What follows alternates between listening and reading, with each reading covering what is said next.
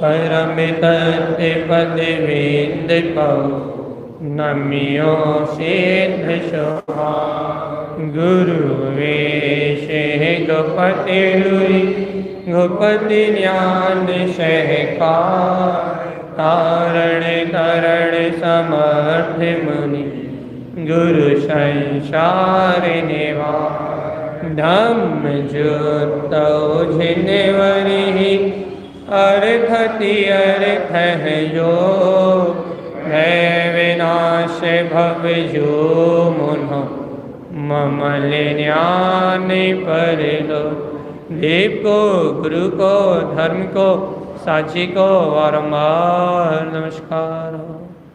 श्री धर्मायण फूल लगाता जी। गुण आयरण धाम आयरण आयरण ज्ञान पे परम पयम तवे आयरण जिने जिने ओक्तम आयरण तीर्थ सुममल पयम शमे मेरा मन सुममल पयम शमे के मेरा मन शुभमल पयम। बोलिए श्री धर्मायण फूला गाथा की। आचार्य सदगुरु संत तारण तरणमलाचार्य जी महाराज की जय।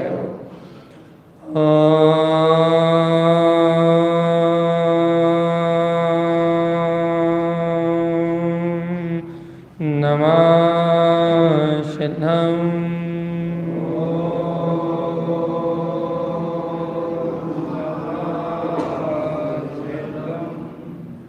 परमाराध्य सदगुरु तारण स्वामी परम कृपालु माँ जनवाणी और सर्वज्ञ परमात्मा की अमृत ज्ञान रसधारा श्री धर्माचरण फूल लगाता जी भैया, जहाँ धर्म में आचरण क्या है ऐसा आचार्य तारण स्वामी व्यक्त कर रहे हैं।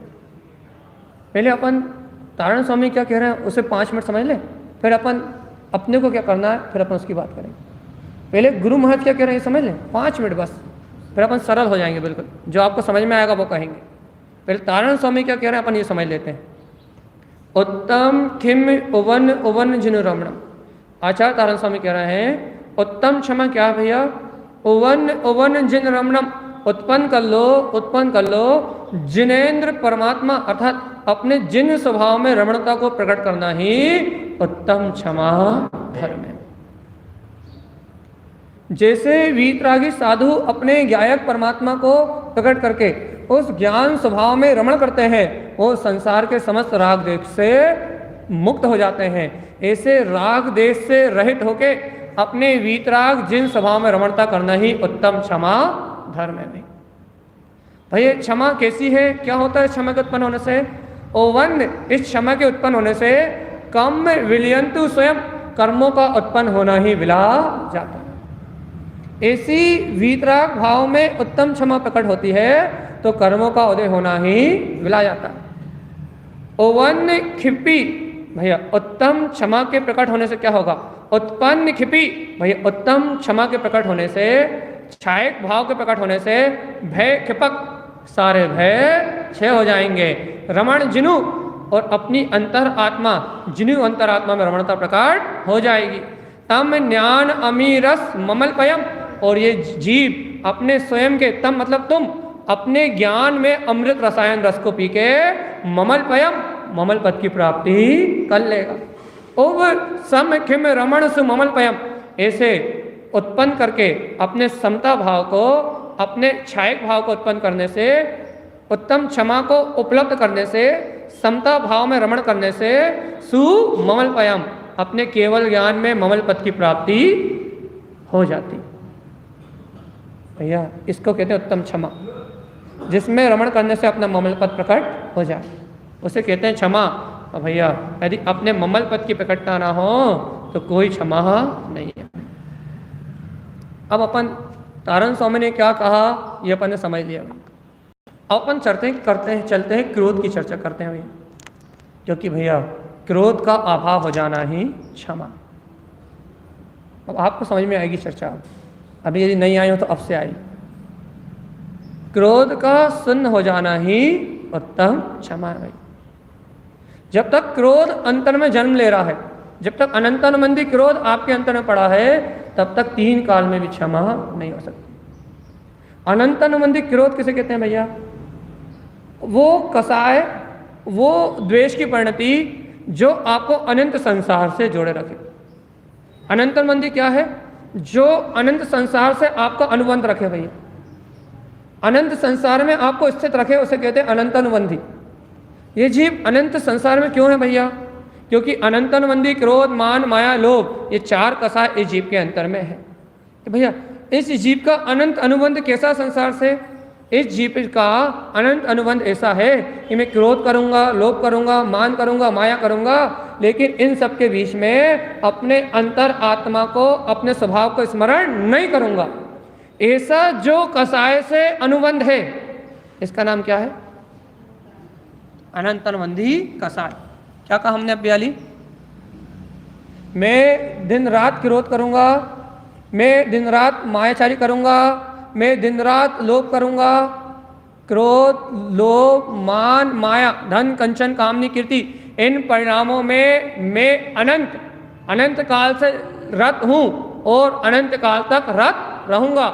इन अनंत काल से रत, अनंत काल से इन परिणामों में रत मैंने अपने आत्मा का स्मरण नहीं किया, और अनंत काल तक भी, आगे भी मैं अपने आत्मा का स्मरण नहीं करूंगा। इसका नाम क्या है? इसका नाम है अनंत संसार, इसका नाम है अनंतानुबंधी कसाय। मेरी कहानी समझ में आई या ऊपर से गई है? क्या समझ में आई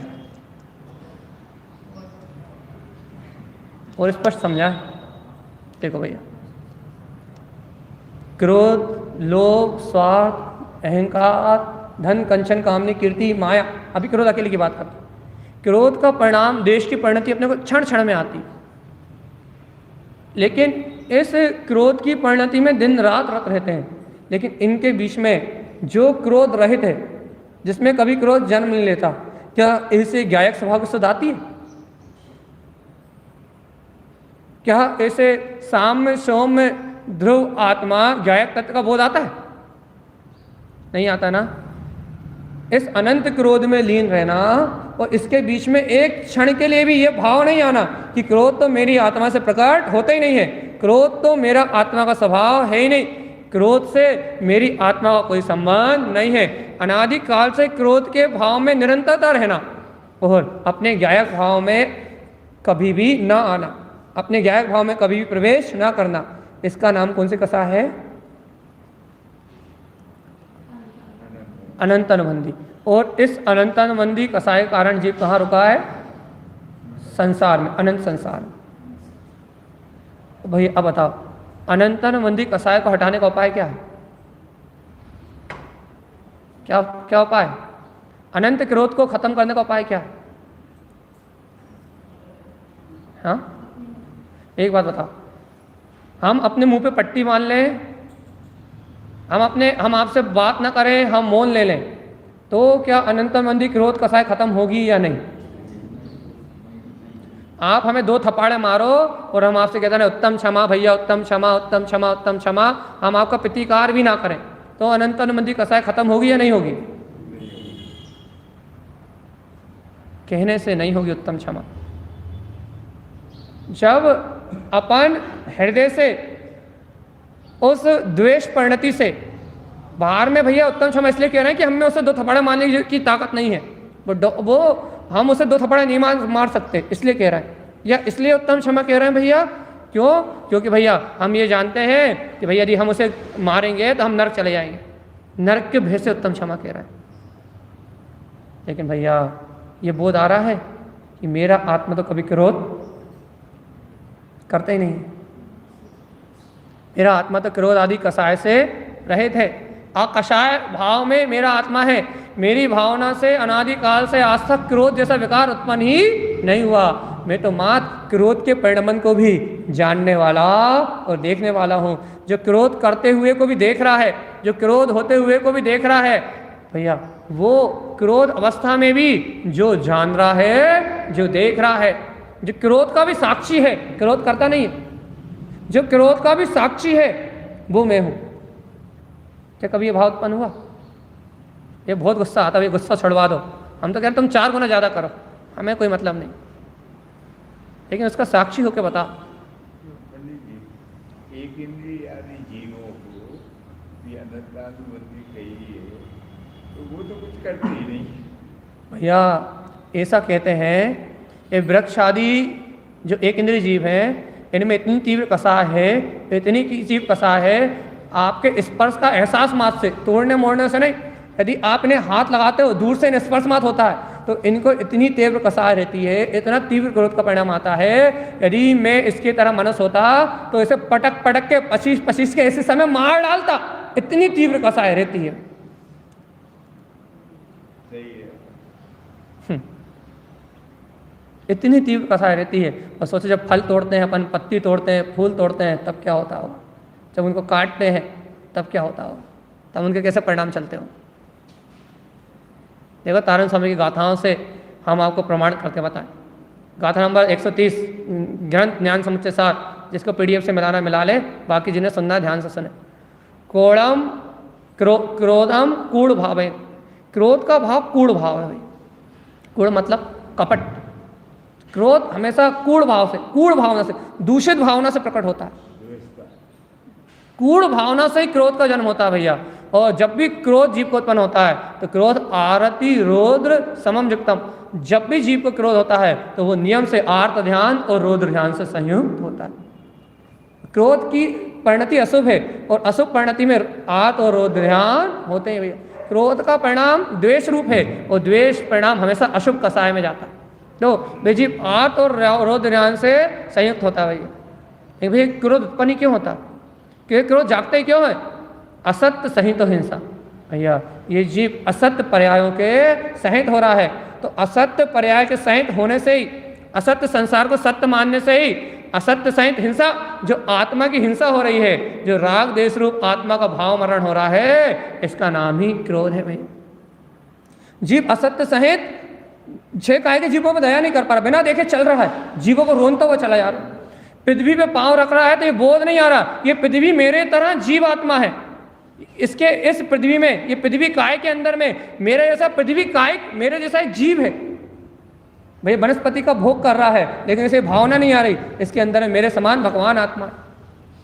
अभक्ष खा रहा है, इसे बोध नहीं आ रहा कि मैं कितने कितने जीवों का घात कर रहा हूँ। ये वायु पंखे चला रहा है, इसे बोध नहीं आ रहा कि वायु काय के जीवों की कितनी हिंसा हो रही है। अग्नि जला रहा है, अग्नि काय है, अग्नि जला रहे हो तो अग्नि काय उत्पन्न हो रही है, लेकिन वो उत्पत्ति स्थान है अग्नि काय के जीवों का। जैसे अग्नि जला रहा है तो उसमें अग्नि काय के जीव उत्पन्न हो रहे हैं, और अग्नि जलाते ही अनेक 2 इंद्रिय 3 इंद्रिय जीव उसमें जल के स्वाहा हो रहे हैं, अनेक पतंगे जल रहे हैं। लेकिन इसे वैराग्य नहीं आ रहा भैया। असत्य सहित हिंसा, हिंसा नंदी रौद्र ध्यान में लीन है, ये क्रोध का परिणाम है। समझ में आ रहा है? आप जीव को जीव नहीं मानते, यही सबसे बड़ा क्रोध है। पंच स्थावर काय को जीव को जीव नहीं मानते, ये सबसे बड़ा क्रोध है। तुम उन जीवों पे इतने कोपित हो, इतने कोपित हो कि तुम्हें वो भगवान स्वीकार नहीं हो रहा है, वो जीव स्वीकार नहीं हो रहा।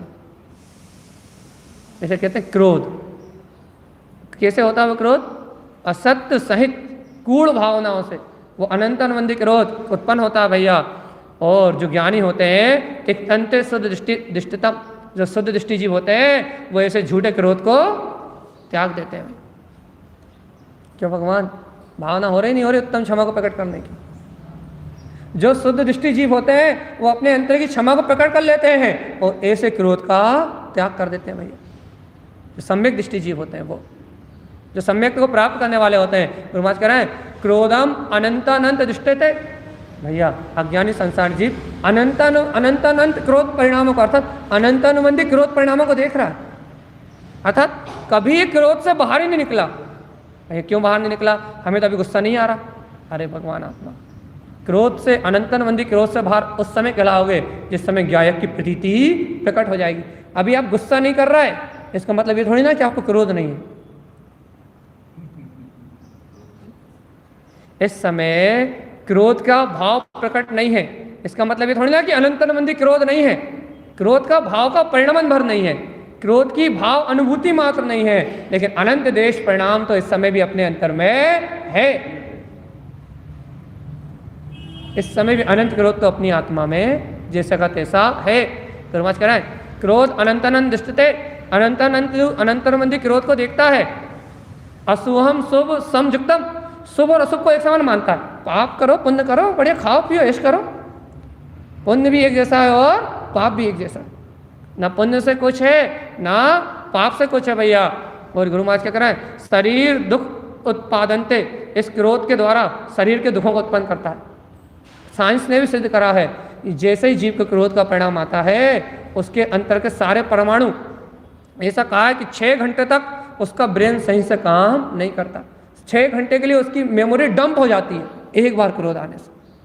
अपने शरीर का भी घात करता है, खून जलता है, शरीर के इंस्ट्रूमेंट जो है अपनी किडनी, लीवर, हार्ट, इन सारे इंस्ट्रूमेंटों पे, ब्रेन, इन सब पे प्रभाव पड़ता है। एक बार के क्रोध में सारे इंस्ट्रूमेंट गड़बड़ा जाते हैं भाई, ये साइंस ने सिद्ध करा है। और शरीर से अनेक दुखों का उत्पादन करता है। कहाँ जाता है भैया, थावर क्रोध अग्नि तिक्त्यम, भैया ऐसे अनंत क्रोध में रहने वाला जीव स्थावर गति में जाके भी उस क्रोध में रत रहता है। अभी हमने बताया पेड़ पहाड़ बन जाता है और फिर उसे इतना अनंत गुना क्रोध आता है, इतना अनंत गुना क्रोध आता है कि जिसकी कोई ठाई नहीं है। ज्ञानी इस क्रोध को त्याग देते हैं। क्या भैया, उत्तम क्षमा करने हैं या क्रोध में रत रहना है?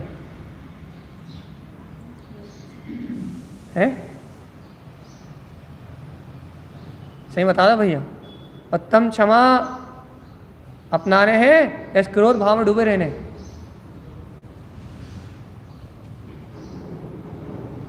जा भगवान आत्मा।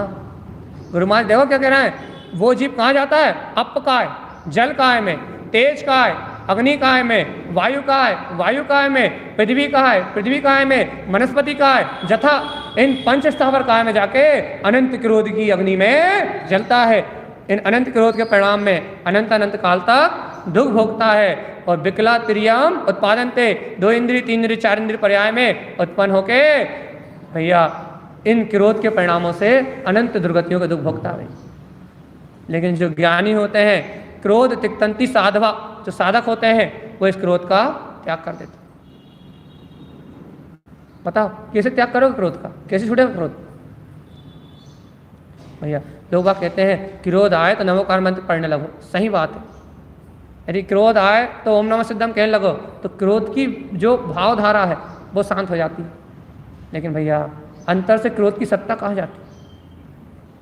मौजूद है। अनंतानंदी क्रोध कहाँ जाता? ओम नमः सिद्धम बोलने से, नमोकार मंत्र बोलने से क्रोध का भाव रूप परिणाम तो मिट जाता है भैया। क्रोध की जो भरभराहट रहती है वो तो शांत हो जाती है। बहुत अच्छा उपाय है कि भैया वो अनिष्ट होने से बच जाता है।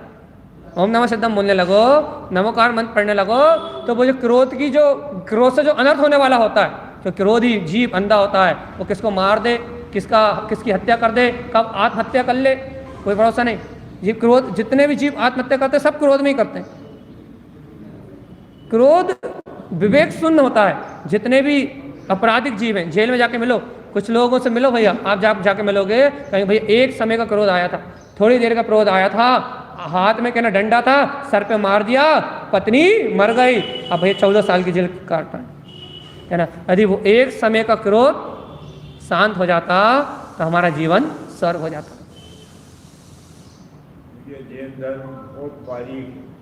यदि वो एक समय का हमारा क्रोध शांत हो जाता तो हमें 14 साल की जेल नहीं भोगनी पड़ती।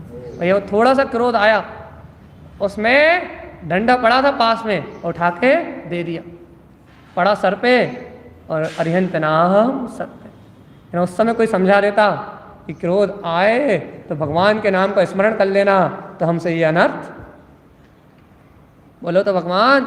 यदि उस समय कोई चेता देता, उस समय कोई बता देता कि क्रोध आए तो अपने अंतरात्मा का स्मरण कर लेना, अरिहंत का नाम ले लेना, सिद्ध का नाम ले लेना, तो क्रोध ठंडा हो जाएगा। और क्रोध ठंडा हो जाएगा तो तुम्हारे जीवन में अनर्थ होना बच जाएगा। यदि कोई उस समय समझा देता हमें ये बात, तो भगवान आज हम ये सजा नहीं भुगत रहे होते। जी बाद में पछताता है, जब कर लेता है, जब बाद में पछताता है, जब उसका दंड भोगता है, जब बाद में पछताता है, जब परिवार बर्बाद हो जाते हैं, जब घर गृहस्थी बर्बाद हो जाती है, जब पछताता है कि हमारा थोड़ा सा क्रोध जिसने हमारे पूरे जीवन में, हमारे पूरे घर में, हमारे पूरी गृहस्थी में, हमारे पूरे परिवार के सुख चैन में आग लगा दी, वो थोड़ा सा क्रोध पूरे समाज को, पूरे जीवन को, सबको जला के खाक कर देता है। थोड़ा सा क्रोध, थोड़ा सा अनुचित व्यवहार अपने पूरे जीवन को नाश कर देता है। यह क्रोध। और तारण स्वामी कह रहे हैं भैया, क्रोधम तिक्तंती साधवा। जो साधक होते हैं, जो ज्ञानी होते हैं, वो इस क्रोध का त्याग कर देते हैं। भैया पहले व्यवहार में जब क्रोध आता है तो ओम नमः सिद्धम नमोकार मंत्र अरिहंत सिद्ध की भक्ति का आश्रय लेते हैं। लेकिन भैया जब ज्ञानी हो जाते हैं तो ये जानते हैं कि क्रोध मेरा स्वभाव नहीं है, क्रोध मेरी शक्ति नहीं है, मेरी शक्ति तो जानना देखना है। ज्ञान दर्शन में आत्मा का प्रकाश मेरी शक्ति है, ज्ञान दर्शन में चेतन में ध्रुव आत्मा का प्रकाश मेरी शक्ति है। भैया जानने देखने वाला ध्रुव गायक तत्व, जानने देखने वाला अतीन्द्रिय आत्मा, ये मेरा स्वभाव है। भैया ये क्रोध मेरा स्वभाव नहीं। जो क्रोध रहित है वो दर्शन ज्ञान सुख आनंद ये मेरा स्वभाव है। भैया अपने जीवन में क्रोध की आग क्यों लगाएं? अपने जीवन में प्रेम पूर्वक पुत्र परिवार के बीच में, समाज के बीच में प्रसन्नता पूर्वक, आनंद पूर्वक अपने पुण्य का उदय है, मनुष्य गति को प्राप्त किया। भैया कले कलेश में अपना जीवन क्यों आग लगाएं? भैया घर में परिवार में समता भाव से, शांति भाव से, प्रेम भाव से, प्रीति भाव से रहे ना, हम भी शांति से रहें। और भैया अपने सहयोग में जो जीव हैं उन्हें भी शांति से रहने दें। ना हम क्रोध करें, ना उनके क्रोध को उत्पन्न करने में निमित्त बने। इतना वात्सल्य भरा जीवन मिला है, इतना प्रेम भरा जीवन मिला है, इतना आनंदपूर्ण जीवन मिला है, जिन कुल मिला है, वीतराग धर्म मिला है, कले कलेश में क्यों नष्ट करें? क्यों लड़ाई झगड़े में नष्ट करें? भैया वीतराग धर्म की महिमा तो ऐसी है कि क्रूर से क्रूर हिंसक प्राणी, सर्प और नेवला भी मित्र बन के, सिंह और गाय भी एक घाट पे पानी पीते हैं। ऐसे वीतराग धर्म को पाने वाले अपन भव्य आत्मा यदि इन क्रोध की अग्नि में यदि अपने घर में शांति से ना रह पाए, घर में 4 लोग यदि अपन शांति से ना रह पाए, तो भैया अपना जीवन नरकों से भी बदतर है। क्या फायदा, क्या फायदा जिनकुल पाने का?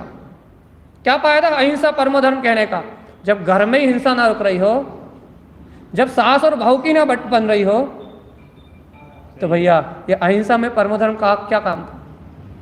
जब पति पत्नी की ना बन रही हो, बच्चे और माता पिता की ना बन रही हो, बच्चों को माता पिता बोझ लग रहे हो, घर में क्रोध का माहौल हो, कसाय का माहौल हो, तो ये वीतराग धर्म किस काम का? ये अहिंसा में धर्म किस काम का? अरे जब तुम घर में अपने निकटवर्ती जीवों की रक्षा नहीं कर पा रहा है, उनके समता भाव में निमित्त नहीं बन पा रहा है, जब तुम घर की घरेलू हिंसा को नहीं रोक पा रहे, तो तुम अन्य जीवों पर क्या दया करोगे? तुम्हारा पानी छान के पीना व्यर्थ है, तुम्हारा रात्रि भोजन त्याग व्यर्थ है। जब तुम घर के जीवों को समता, शांति और आनंद की भावना नहीं दे पा रहा है, तो तुम्हारे सारे क्रियाकलाप आडंबर से ज्यादा और कुछ भी नहीं है। घर माई नहीं बनी तो बनमाई कहाँ से बनेगी? जब घर के जीवों पे दया नहीं हो रही तो दुनिया पे क्या दया करोगे भगवान आत्मा?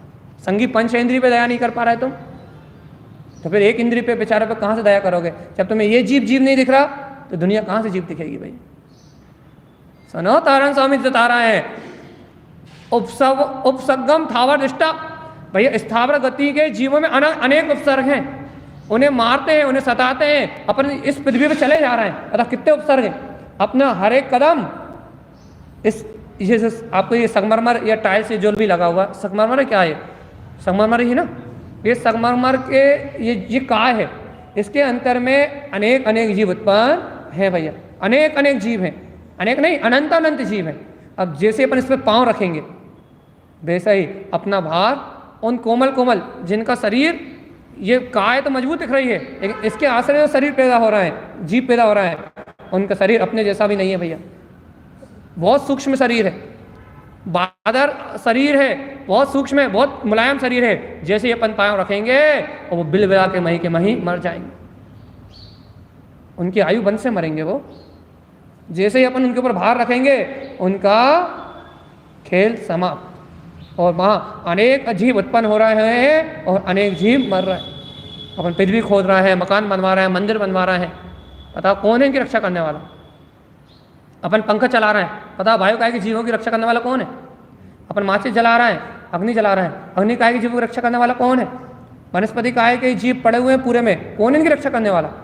कोई है कोई बचाने वाला है? नहीं, सिर्फ बीतरागी भावलिंगी मुनिराज हैं जो इनका घात नहीं करते। सर्वदेश अहिंसा परमो धर्म को अपना के, अहिंसा महाव्रत को अपना के इन पंच स्थावर घात से जो मुक्त हैं भैया, वो मात्र साधु हैं। लेकिन भैया इस संसारी जीव तो इनका ही दोहन करके इन्हीं के आश्रय से अपना जीवन व्यतीत करो। बताओ भोजन काय का करते हो? भोजन काय का करते हो? दाल सब्जी काय का? क्या है ये सब? दाल सब्जी क्या है? ये हरी हरी लौकी गिलकी खा रहा है, क्या है? क्या है ये?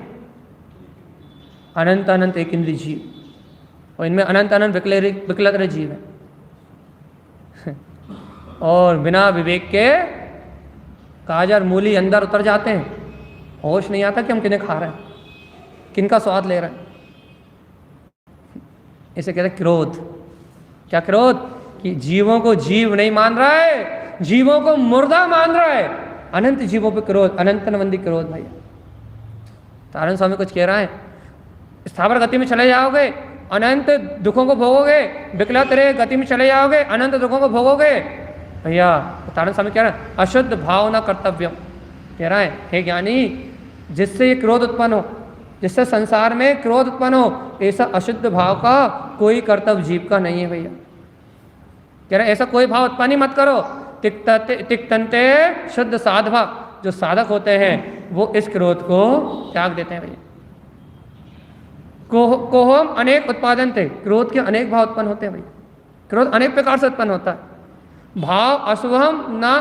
भावम अशुभम न क्रियते, लेकिन ज्ञानी उन क्रोध के अशुभ भाव को नहीं करता, जानता है कि क्रोध आत्मा का स्वभाव नहीं है।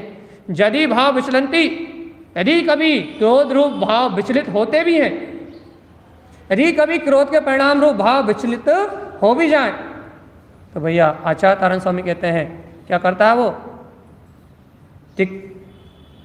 तिक्तन्ते शुद्ध साधवा, वो उन क्रोध के भाव को बढ़ाता नहीं है। हाँ अच्छा, एक क्यों मारा, दो मारते। अरे तुम थोड़ी देर गुस्सा हुए, थोड़ा अच्छे से गुस्सा होते, अरे तुम्हारी गुस्सा तो 2 मिनट में चली गई, फुस्सी बम, थोड़ा रोद रूद तो दिखाते। ऐसे अनबोधना नहीं करता। एक ही थप्पड़ काय को मारा, 2 मारते तो मजा आता। संसारी जीव कसायों की अनुमोदना करते हैं, संसारी जीव क्रोध की अनुमोदना करते हैं, कसायों को बढ़ाने की प्रेरणा देते हैं। लेकिन आचार्य तारण स्वामी कह रहे हैं भैया, जो यदि कभी क्रोध के भाव विचलित हो भी, यदि कभी कर्म कसाय के निमित्त से क्रोध आ भी जाए, तो ज्ञानी क्या करता है? क्या करता है? क्या करता है? तिक्तते शुद्ध साधभाव, उस क्रोध को त्याग देता है। सही बताओ, उत्तम क्षमा को ग्रहण करने की भावना है या फिर जबरदस्ती बैठे हो?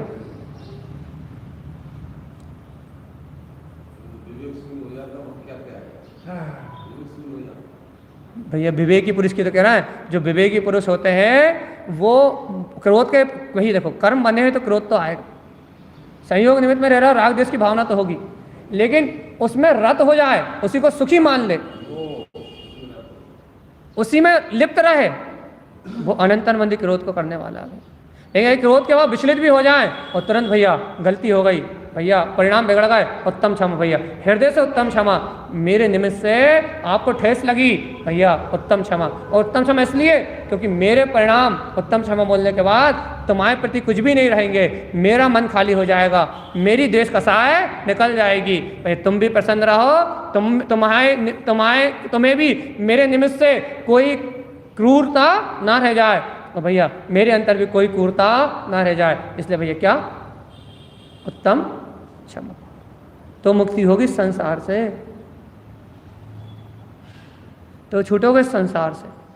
और भैया गलती उसकी थी, मैं क्षमा क्यों मांगू?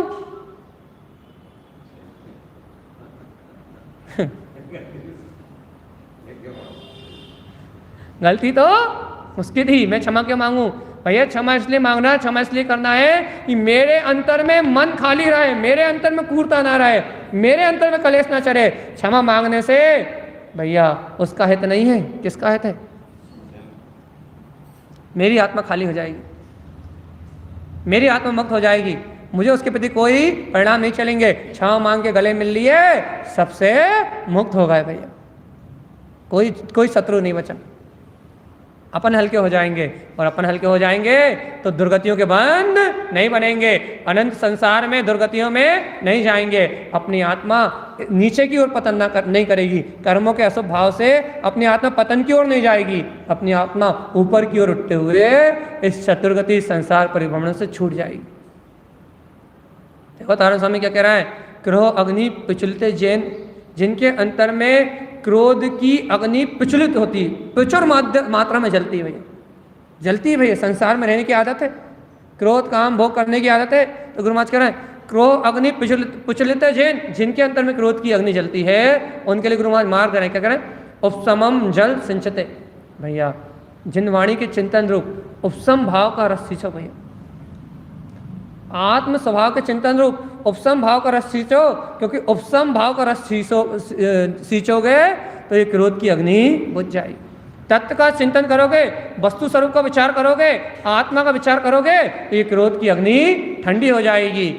कि उपसमम च सद्भावम भैया, जो जीव क्षयोपसम भाव की शुद्धि सहित, क्षयक भाव की शुद्धि सहित अपने अंतर आत्मा का ध्यान करते हैं, जोगनो कम्मम क्षयम पुरम, वे ज्ञानी सब कर्मों को क्षय कर देते हैं।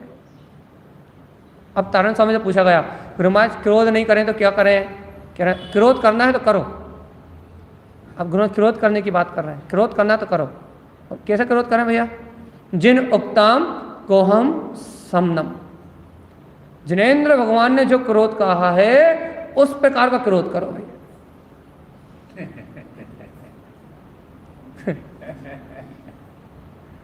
क्रोध करना है तो ऐसा क्रोध करो, ऐसा क्रोध करो कि अब मैं इन कर्मों के चक्कर में फंस के इस संसार में जन्म मरण करने वाला हूं ही नहीं। अब ऐसा क्रोध करो। क्रोध करना तो इन कर्मों पे क्रोध करो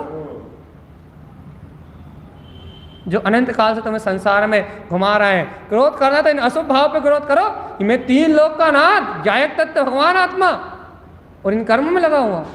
कह रहे हैं गुरु महाराज कह रहे हैं जिन उक्तम को हम समनम, जिन्हें भगवान कह रहे हैं अशुद्ध क्रोध का समन करो, और क्रियाते बुद्धि जने भैया, बुद्धिमान जान अशुभ क्रोध का समन कर देते हैं। और क्या करते हैं? उन्मूलितम कर्म त्रिविधम च, तीनों प्रकार के कर्मों को उखाड़ के फेंक देते हैं। जिन शासने मुक्ति गामिनो, जिन शासन में उन जीवों को मुक्ति गमन करने वाला कहा, मुक्ति में प्रवेश करने वाला कहा। जैतानी राग दोषानी, जितने भी राग देश के परिणाम है ना, इन्हीं से क्रोध उत्पन्न होता है। भैया देखो, यदि आप मुझसे राग करोगे तो मेरा जो शत्रु है उससे आपको द्वेष हुए बिना नहीं रहे। क्या कह रहे हैं हम आपसे? यदि आपको ठंडी में रहने की आदत है, यदि आप एसी में रहते हो, तो भैया धूप में जाते से ही क्या होगा? क्या होगा? बात समझ में नहीं आ रही? जो हम बात कर रहे हैं आपको समझ में नहीं आ रही? यदि आप एसी में रहते हो, आपको 24 घंटे एसी में रहने की आदत है, और भैया आप गाड़ी में भी चलते हो तो एसी कार में चलते हो, लेकिन यदि जो एसी में रहने की आदत है, एसी से राग है, उस शरीर के सुखियापने से राग है, हम बताओ 12 बजे की दोपहर की धूप में यदि आपको निकलने का काम पड़ेगा तो क्या होगा? जल्दी बताओ क्या होगा? हाँ, मजबूरी साल में एक आध बार, तो क्या होगा? गर्मी से, उस वातावरण से अपने आप ही देश की परिणति तो उत्पन्न हो जाएगी। किसी भी एक वस्तु से राग करोगे तो उसकी विपरीत जो प्रतिकूल वस्तु है उससे नियम से द्वेष होगा भाई। और यदि किसी भी वस्तु से द्वेष करोगे, जैसे कहते हैं, जैसे आपको मैं एक आंख भी नहीं भाता भाई, आपको मैं एक आंख भी नहीं भाता, तो मेरे को जो और लोग एक आंख भी नहीं भाते, मतलब जो लोग मेरे दुश्मन हैं वो सब आपके मित्र। क्यों होगा मित्र भैया? क्योंकि दुश्मन का दुश्मन दोस्त होता है। मतलब ये क्या हो रहा है सब, ये क्या हो रहा है? ये राग करोगे तो नियम से द्वेष उत्पन्न होगा, और द्वेष करोगे तो नियम से राग उत्पन्न होगा। ये राग द्वेष एक दूसरे के पूरक है भैया। एक होता है तो दूसरा होता ही है। पक्के में यदि एक पक्ष होगा तो दूसरा पक्ष होगा ही भैया। जैसे जैसे जैसे अपन पुत्र परिवार बच्चों से मोह करो, राग करो, तो भैया यदि उन्हें थोड़ा भी कष्ट होगा तो आपको कले हुए बिना, देश हुए बिना रहेगा नहीं। यदि पड़ोसी भी अपने बच्चे को डांट देगा तो बच्चे को कोई फर्क पड़े या ना पड़े, मम्मी पापा लड़ने पहुंच जाएंगे। क्यों? जल्दी बताओ क्यों, जल्दी बताओ, टाइम नहीं है, बहुत कम टाइम है। हाँ, राग होता है तो द्वेष होता ही नहीं हो, ऐसा संभव नहीं। थोड़ा है, मतलब सुख दुख का, राग द्वेष का, पुण्य पाप का। भैया इसलिए तारण स्वामी कह रहा है, जेतानी राग देशानी तेतानी अशुभ भावना। जितने भी राग देश है वो सब अशुभ भावना है भैया। यहाँ मुक्ति की कोई बात नहीं है। ये राग देश की जितनी भावना है ये सब अशुभ भावना है। मिथ्या सल निकंदंती, लेकिन जो ज्ञानी जीव होते हैं इन तीनों मिथ्या सलों का निकंदन कर देते हैं। उन मूलितम को हम जोगानी, और जड़ से ही इस क्रोध के मूल को, अनंतनमंदी क्रोध को उखाड़ के फेंक देते हैं और स्वीकार कर लेते हैं कि मेरी आत्मा तो क्रोध से रहित है, मेरा आत्मा तो क्रोध से रहित है, क्रोध मेरी आत्मा का स्वभाव नहीं है। उत्तम क्षमा उत्तम किम ओवन ओवन जिन रमणम। और उत्तम क्षमा में स्वभाव को जान के ये जानते हैं कि जिन स्वभाव में रमणता से ही उत्तम क्षमा की प्रकटता होती है। बताओ भगवान आत्मा, क्रोध अपना स्वभाव है या क्षमा? हाँ, ये उल्टा उल्टा क्यों कर रहा है? दक्षिण धर्म बनाने के लिए आए अपन, पर्युषण पर्व की बात सुन रहा है, पर्युषण पर्व की साधना सुन रहा है, उल्टा क्यों कर रहा है? जब स्वभाव क्षमा है, गुण क्षमा है, अपनी शक्ति क्षमा है, वीतराग आत्मा जब स्वयं गायक स्वभावी भगवान आत्मा है, तो फिर क्रोध क्यों? सही है, क्यों क्रोध? और ऐसा क्या है जो क्रोध के बिना नहीं हो सकता, ये बताओ। क्रोध के बिना हमारे बच्चे पढ़ नहीं सकते। गलत फहमी है, तुमने आदत डाल ली, जब तक तुम चिल्लाओगे नहीं तब तक पढ़ेंगे नहीं। ऐसे बहुत सारे घर हैं जहाँ बच्चे अपने आप ही पढ़ते हैं। एक क्रोध के बिना दुकान नहीं चलती। ऐसे बहुत सारे शोरूम हैं जहाँ क्रोध तो छोड़ो, तू भी नहीं कही जाती, वो भी चलते हैं भैया। भैया क्रोध के बिना हमारे यहाँ के नौकर काम नहीं करते भैया। ऐसी बहुत सारी दुकानें हैं जहाँ मालिक देखता भी नहीं है लेकिन काम होते हैं। लेकिन अपन ने उन कसायों की श्रद्धा कर ली है कि उन कसायों के बिना जीवन नहीं चल सकता, क्रोध के बिना जीवन नहीं चल सकता। अपन ने उन कसायों की श्रद्धा कर ली है, जबकि श्रद्धा करनी थी उत्तम क्षमा की, जबकि श्रद्धा करनी थी वीतराग भाव की, कि भैया तत्व की, आत्मा की, कि भैया आत्मा निष्कसा है। क्षमा भाव की श्रद्धा करते तो कर्म 6 होते, लेकिन अपन ने श्रद्धा काहे की करी भैया? काहे की श्रद्धा है? चलिए बताओ, बिना क्रोध के घर के कोई काम हो सकते हैं क्या? बिना क्रोध के बच्चे सुन सकते हैं क्या? बिना क्रोध के दुकान पे नौकर काम कर सकते हैं क्या? नहीं कर सकते हैं।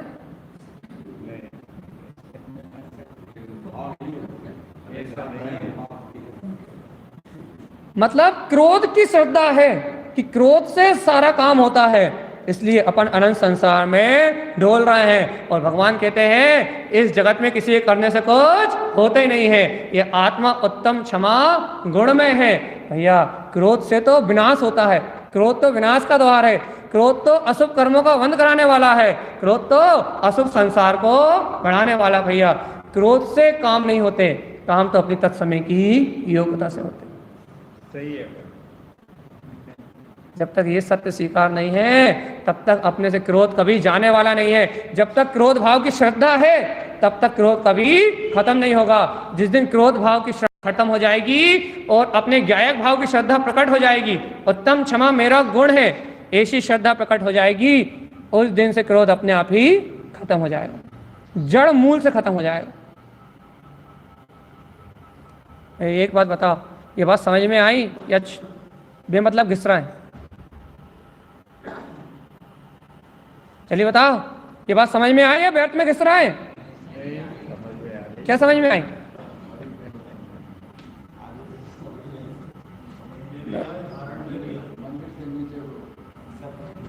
भैया ऐसा नहीं है। यदि चिंतन में रहेगी, स्मरण में रहेगी, तो मंदिर से नीचे क्या तुम नरक में भी चले जाओ तो कुछ नहीं हो रहा।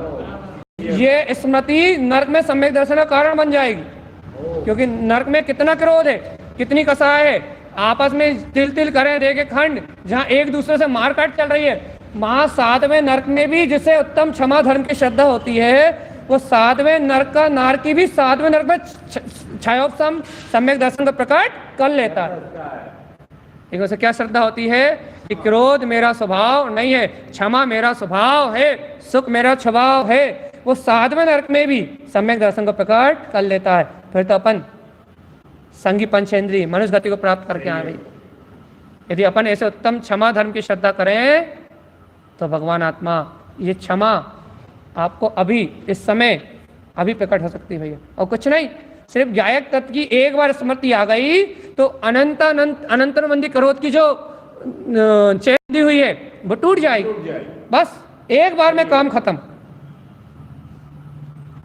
एक बार गायक आत्मा की प्रतीति आ गई तो जो अनंतरबंदी क्रोध की चैन बंदी है वो खंडित हो जाएगी, वो टूट जाएगी। और एक बार वो चैन टूट गई तो फिर कभी जुड़ने वाली नहीं है।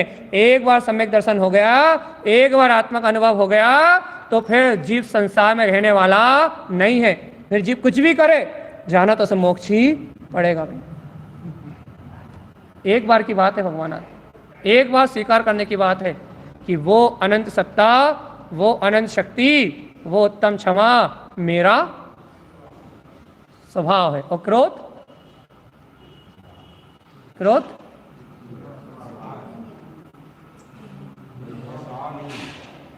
क्रोध मेरा स्वभाव नहीं भैया, क्रोध विभाव। भैया हम छोड़ने के लिए नहीं कह रहा है, आपसे क्या कह रहा है? छोड़ने के लिए नहीं कह रहे हम आपसे, हम आपसे क्या कह रहे हैं? आप क्रोध की श्रद्धा को हटा दो और स्वभाव की श्रद्धा को जमा लो, क्रोध अपने आप ही छूट जाए। हम आपसे ये कह रहे हैं कि क्रोध करने से कभी आत्मा का हित, संसार में हित, लौकिक हित भी नहीं हो सकता। क्रोध करने से हमेशा अनिष्ट ही होता है भैया। क्रोध अनिष्ट का मूल है। और भैया इतनी श्रद्धा यदि आ जाए कि मेरा आत्मा इष्ट है, मेरा स्वभाव इष्ट है, उत्तम क्षमा इष्ट है, भगवान की वाणी इष्ट है, यदि इतना भाव आ जाए तो अनंत काल के क्रोध से मुक्ति हो जाएगी। यार क्रोध, गुस्सा आने को क्रोध नहीं कहते, गुस्सा आना तो उपचार से क्रोध कहलाता है।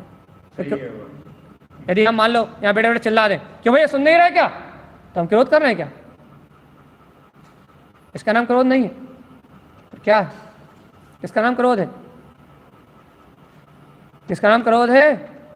चलिए बताओ। क्योंकि वो भैया सुन नहीं रहे।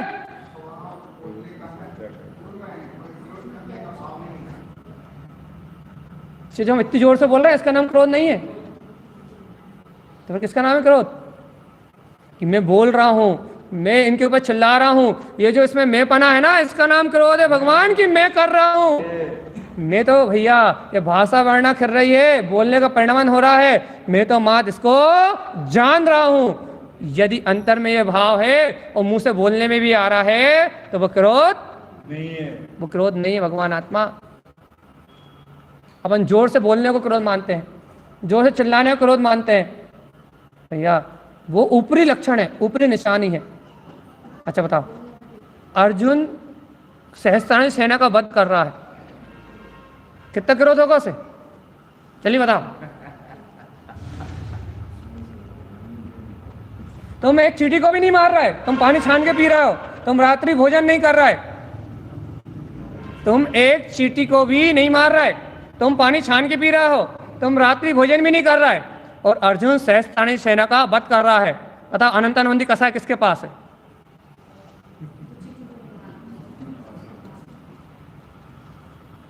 अनंत क्रोध किसको है? अरे नहीं भगवान, अर्जुन तो छायक सम्यक दृष्टि है, उसे तो अनंत क्रोध हो ही नहीं सकता।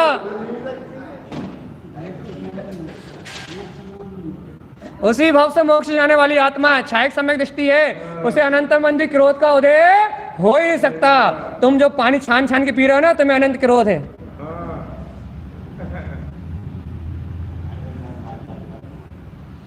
अरे भैया ये धर्म बड़ा विचित्र है।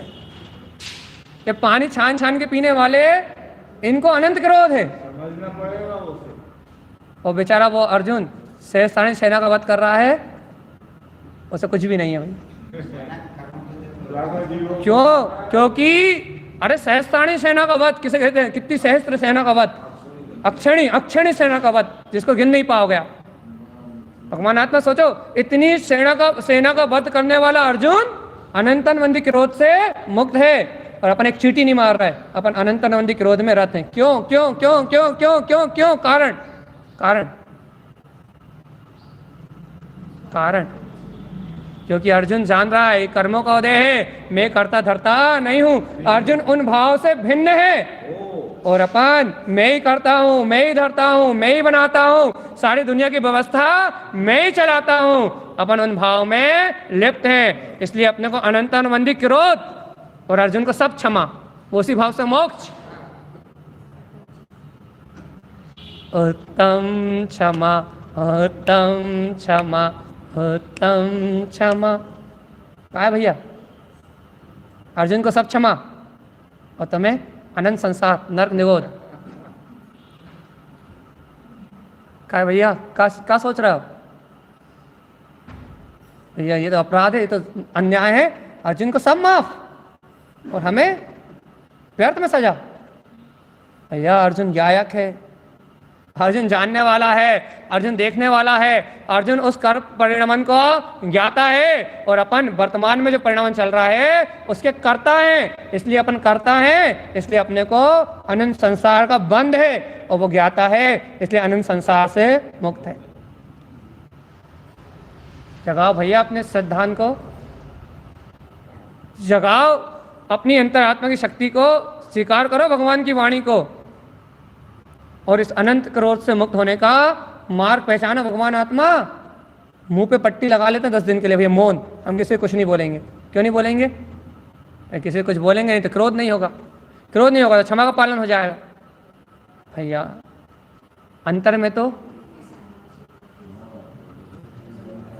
और घुटन होगी, बोल नहीं पा रहा है। कब वो इंतजार करेंगे कि कैसे 1400 और पूरी भड़ास निकाल दें।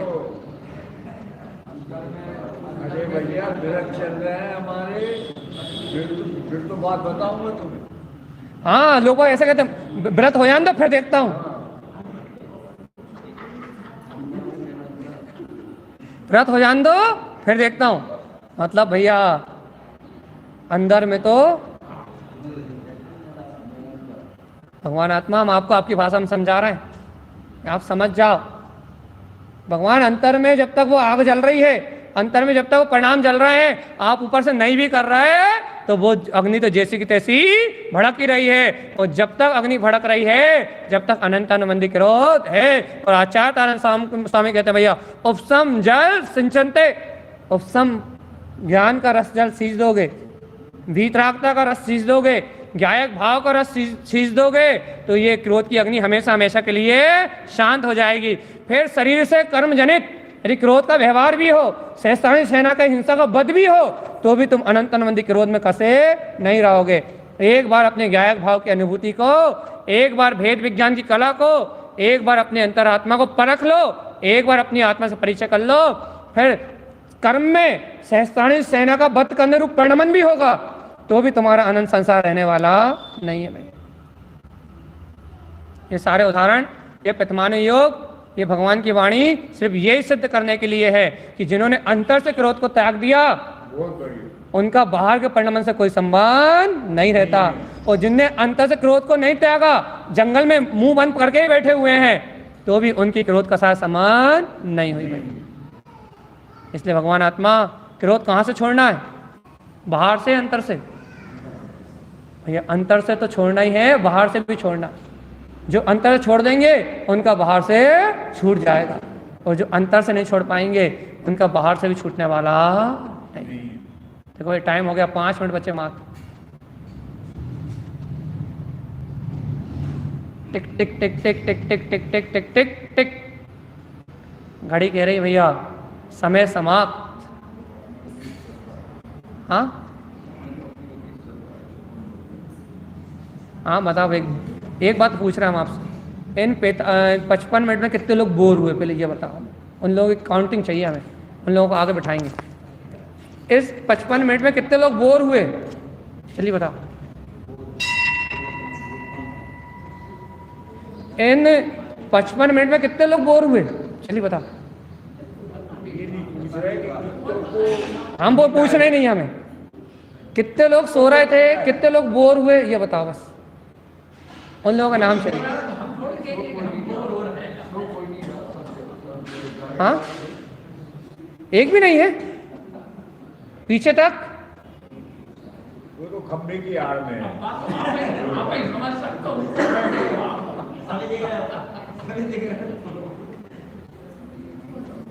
भैया यदि ऐसी वाणी सुन के भी, ऐसी गुरु महाराज की देशना सुन के भी, यदि ऐसा स्वरूप सुन के भी, वस्तु स्वभाव सुन के भी यदि भैया आप बोर हुए, हमने आपको बोर होने का मौका बिल्कुल नहीं दिया, यदि आप उसके बाद भी बोर हुए तो हम उन महानुभावों को आगे बिठाना चाहते हैं कि उनके लिए और सरल चर्चा करें, उनके लिए और सरल उदाहरण दें। लेकिन भैया एक बात है, एक ही बात है, यदि क्रोध से मुक्त होना है तो एक ही मार्ग है, वस्तु स्वभाव की स्वीकारता, भगवान के वचनों की स्वीकारता, स्वाध्याय, आत्मचिंतन और एक जिनैन भगवान की वाणी के अलावा और कोई उपाय नहीं है जो तुम्हें क्रोध से हटा सके। क्योंकि जब तक शरीर में एकत्वपना है, जब तक संयोगों में एकत्वपना है, जब तक दुकान मकान पुत्र परिवार में एकत्वपना है, जब तक क्रोध खत्म होने वाला नहीं है। और जिस समय, जिस दिन इनसे एकत्व छूटेगा उस दिन क्रोध खत्म हो जाएगा। सरल सी बात है। जब तक इन पर पदार्थों का कर्ता में हूं, पर पदार्थों का भोक्ता में हूं, पर पदार्थ रूपी अपने आप को जान रहे हो, स्त्री रूप पुरुष रूप अपने आप को जान रहे हो, तब तक क्रोध खत्म नहीं हो सकता। अच्छा एक बात बता, बस 2 मिनट बस, जब तक आप स्त्री पुरुष रूप अपने आप को जान रहे हो तब तक क्रोध क्यों खत्म नहीं हो सकता, बस ये बता दो।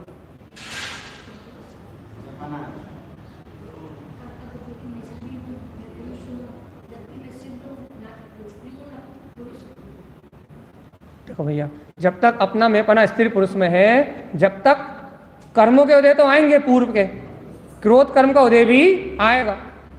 और जब तक आप करता हो, अपने आप को कर्ता मानोगे, कर्मों से जुड़ा मानोगे, शरीर से जुड़ा मानोगे, तो शरीर से चिल्लाने का भाव भी होगा, किसी को डांटने का भाव भी होगा, क्योंकि कर्म बने हैं तो उदय में आएंगे। और आप यदि शरीर से जुड़े हो, आप उसमें अपनाते रखते हो, उसमें मैंपना रखते हो, तो भैया आपको क्या लगेगा कि वो क्रोध मैं ही कर रहा हूं, वो क्रोध कर्म की वजह से आ रहा है, ये नहीं लगेगा, वो क्रोध मैं ही कर रहा हूं। और मेरे पने की मानता होने से आप उस क्रोध से कभी मुक्त नहीं हो पाओगे। और यदि आपको ये बोध हो जाएगा कि मैं शरीर आदि से भिन्न ज्ञायक तत्व भगवान आत्मा हूं, तो कर्म के उदय में तो क्रोध आएगा, कर्म के उदय में तो कहना सुनना होगा, लेकिन भैया ये बोध हो जाएगा कि ये करने वाला, ये धरने वाला मैं नहीं हूं, ये उदय कर्म उदय का है। आप शरीर से भिन्न हो जाओगे, संयोगी भाव से भिन्न हो जाओगे, तो क्रोध होते समय भी आप क्रोध के कर्ता। ये इतनी सरल विधि अच्छी लगी या नहीं लगी? हाँ, हाथ जोड़ के पूछना भगवान जी।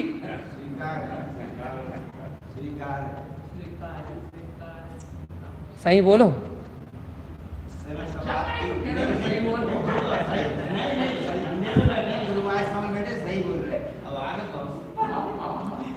इस समय दृढ़ श्रद्धा से स्वीकार कर लो कि वास्तव में जो भी शरीर का परिणाम होगा वो कर्म के उदय से होगा। मैं आत्मा गायक स्वभाव तो अनादि से इस जड़ भाव से भिन्न था, भिन्न हूं और भिन्न रहूंगा। क्रोध निरूपांति सोहा। आज से क्रोध का मेरा कोई संबंध नहीं है। अब इसका नाम है भैया उत्तम क्षमा।